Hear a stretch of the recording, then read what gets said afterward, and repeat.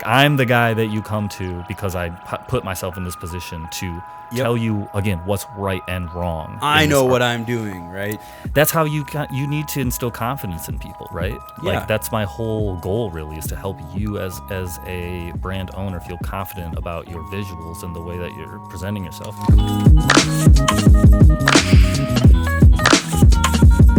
My shiny teeth and me. Okay.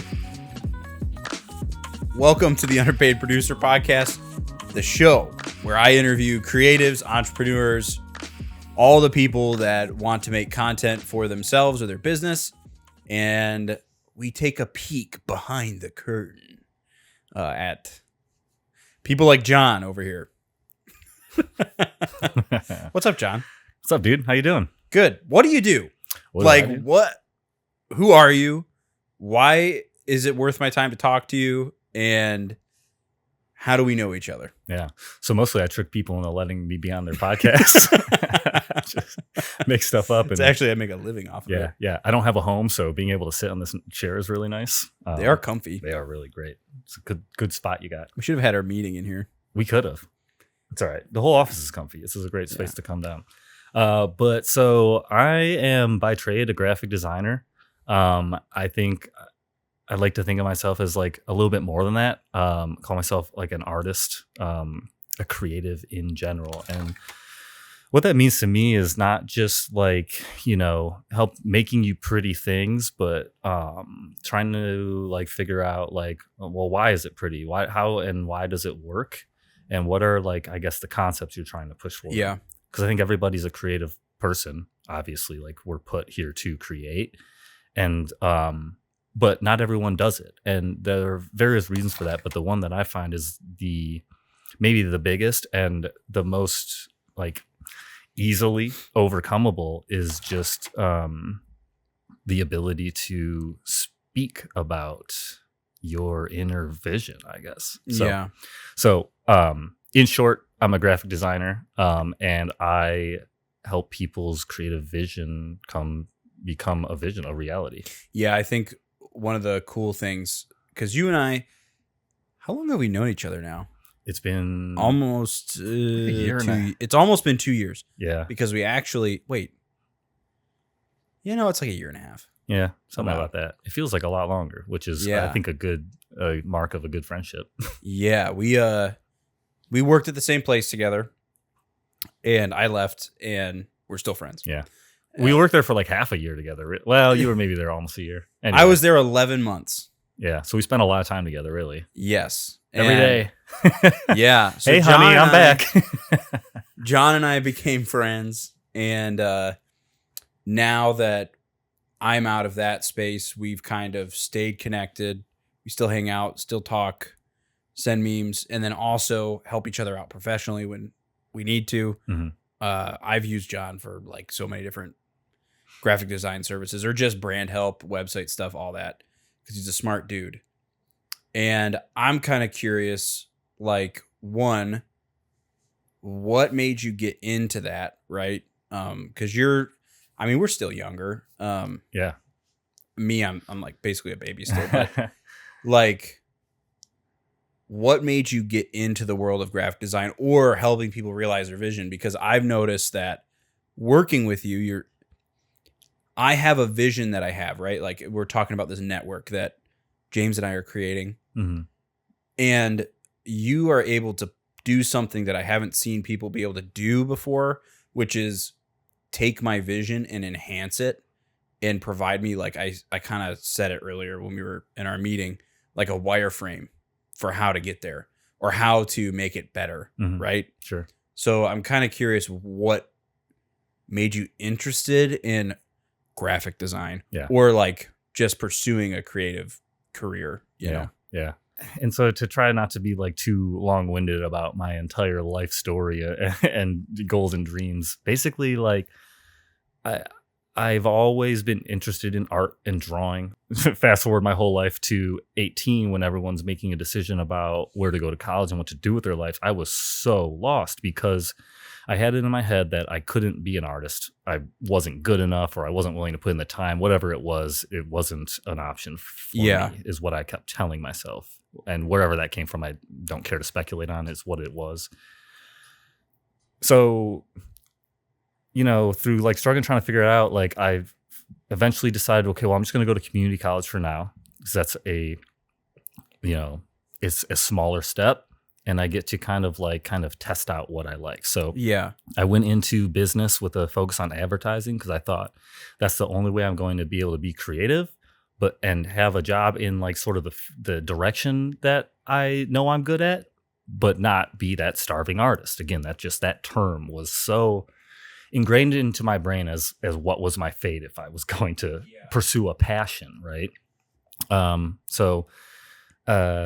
This is getting long, but no, it's good. I think it's good information that you're sharing. Yeah, so I did a business externship, which they call it that because what is that? Yeah, so it was a 3-day thing where I got to go like be a part of a business, basically. So like it was like they were giving me a physical experience. So rather than just like sitting there and watching what everyone's doing, I got to. So what makes that different than an internship then? Are you being paid? No, I guess it's like this specific ability to just go to this place and work with them for free, which is like what an internship is. But I think it's a term that Western Michigan coined to like make it sound different and be like, this is that sounds like Western Michigan. I know, right? That kind of crap. Great branding, by the way. If you don't know, go check out Western Michigan's new branding. It's so good. We're all about externships. That's now. Right. That's the future. I think it was just the term they coined for a quick experience with a company. So what I did was I went out to Kalamazoo and I hung out with this company for 3 days as they showed me how they were helping a client market themselves at an event. Mm-hmm. And to be honest, I couldn't even tell you like everything that we did, but I just remember the entire time like thinking, this is so not me. I'm going to school for this. What the heck have I done? Yeah. And I was like, okay, whatever. Anyways, I end up okay, whatever. Okay, whatever. Like it's one experience, but I like, okay, this isn't quite it, but I think I'll keep exploring because this isn't the only thing that you can do with advertising. So I ended up going to Western Michigan, and in my first semester of classes, one night I just had I had an epiphany, really, like a spiritual experience. It felt like to me. The reasoning I had in my head was like, okay, so I can sit in this accounting class all day and understand the terms enough and know how to do what I'm doing. But I do not care about this. I know that's maybe part of an element of work, but I so do not care to the point where like it hurts me to have to care about it. Mm-hmm. I can also sit in a 3-hour drawing class 3 times as long as this accounting class and want to go home and continue my project. It's like, I actually like, this is fulfilling to me and I'm paying money to be here. Like I need to do something that's fulfilling. Yeah. So I guess I give all those details to say like, it kind of like, in hindsight, maybe it was a natural path, but it like me and it found each other through having experiences that I knew I didn't want to have. Through finding out I didn't want this, it showed me like what I wanted, right? Yeah, I think that I'm connected with a lot of different types of people as far as like there's a lot of entrepreneurs I know, like really successful, like millionaires, and then people who are like, you and I who are creatives and we're trying to turn that like passion, that drive into like, I guess you could like the coin term is like passion to profit. Mm-hmm. And something that I've learned through those people who are wealthy and are like doing well is that the failures that you make, like those, that seems to be a common theme across like getting to where people know they need to go, is you just have to like kind of test the waters. Yeah. You can't just say, oh no, I don't want to do that, and then move on. You have to pick something, and it might not be the right thing. Yeah. I've done that a lot. It probably won't be the right thing. Yeah. Like how many people do you know that are successful in everything their first try? Only the people that you see on Instagram that you don't view 98% of what they're going through, right? Yes. And I was talking with my dad about this in the first episode of the podcast. The conversation was, how many people have this like 30,000 foot view of social media presence? Like, overall, I think he's at like, it's like 2 million something followers, whatever. overall you look at this presence and you're like, whoa, this guy like has it easier.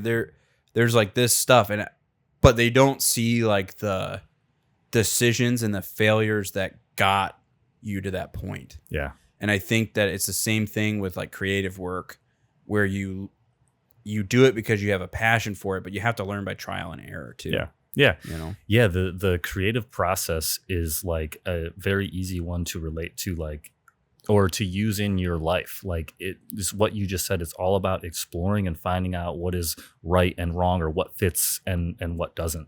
And so to continue answering your question, like, so in short, like, I came to design because I tried so hard to not do it that it eventually was like, you have to do this.